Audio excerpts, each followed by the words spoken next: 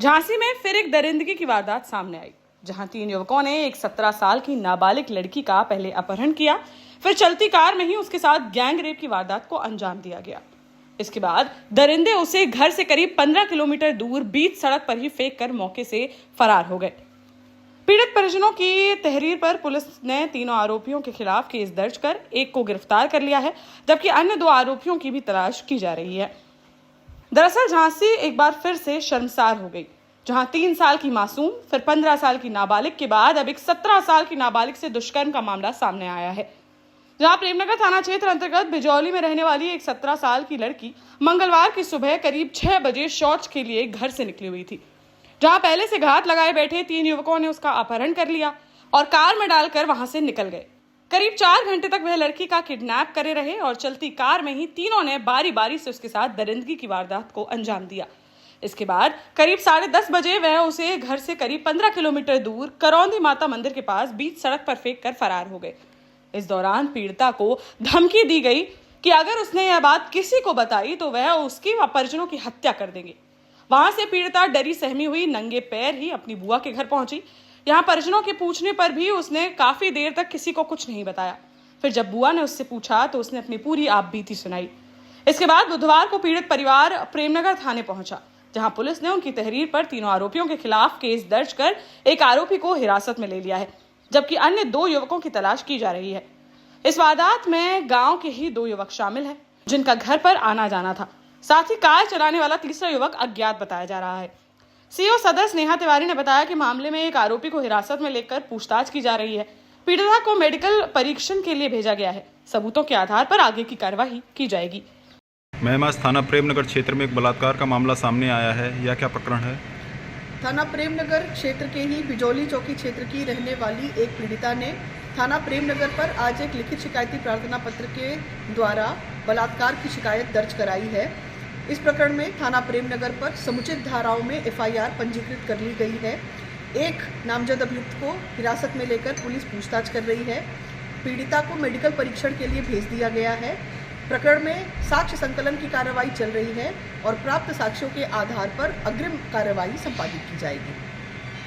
लड़की की शिकायत लेके आए हैं, लड़की को दुष्कर्म किया है उसके साथ। उसको उठाकर ले गए, लेटरिन करने गई थी वो सुबह।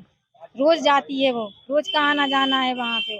वहीं से उसको उठा के ले गए 3 लोग और उसको लेके जाके डगरिया स्टेशन के पास गाड़ी में ले गए। उसके साथ जबरदस्ती की, उसके साथ बलात्कार किया उन लोगों ने और उसको छोड़ और करौंदी माता के मंदिर के पास छोड़ दिया और उसको धमकी भी दी इस बात की, अगर तुमने कहीं अपने घर पे किसी से भी कहा, हमारा नाम लिया, तो हम तुम्हारे पापा को मार डालेंगे, तुम्हारी बहन है उसको उठवा लेंगे और हमारा कोई उसके साथ भी करेंगे, जो तुम्हारे साथ किया तुम्हारी बहन के साथ भी करेंगे। और तुम्हें सुबह 5:30-6 के बीच में ले गए थे उसे। 10:30 बजे वापस आई लड़की। ले जाने वालों को आपकी बिटिया जानती थी, आप लोग जानते थे? हाँ जानते हैं, कौन है वो लोग? गाँव के ही लड़का है, पंडित के।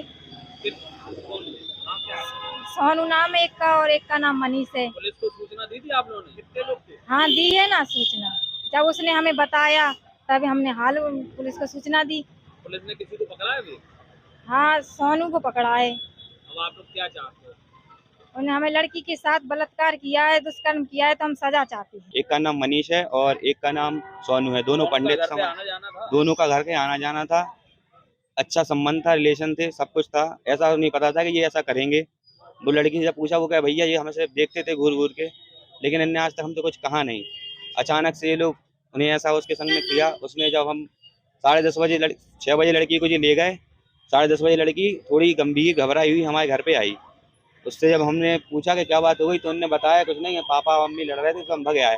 तो हम अपने काम पे चले गए। स्नूकर पे सदर बाजार में हम काम करते हैं, तो हम अपने काम पे चले गए।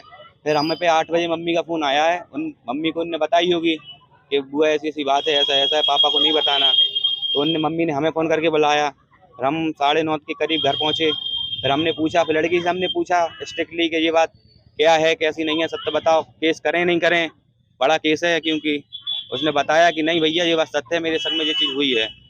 तो उसने बताया कि भैया मुझे ये लोग ले गए थे और इन लोगों ने मुझे जोर जबरदस्ती की। स्पष्ट तो मुझे नहीं बता पाई। कितने लोग थे? तीन लोग बताए हैं, एक का नाम वो जानती नहीं थी, एक अज्ञात था, 2 के नाम वो जानती है जी। तो उसने बताया कि भैया ऐसी ऐसी थी और मुझे जबरदस्ती की, पहले बिजौली बाईपास है हरदौल के पास, वहाँ पे उसे छोड़ दिया ऐसी नंगे पैर वो थी।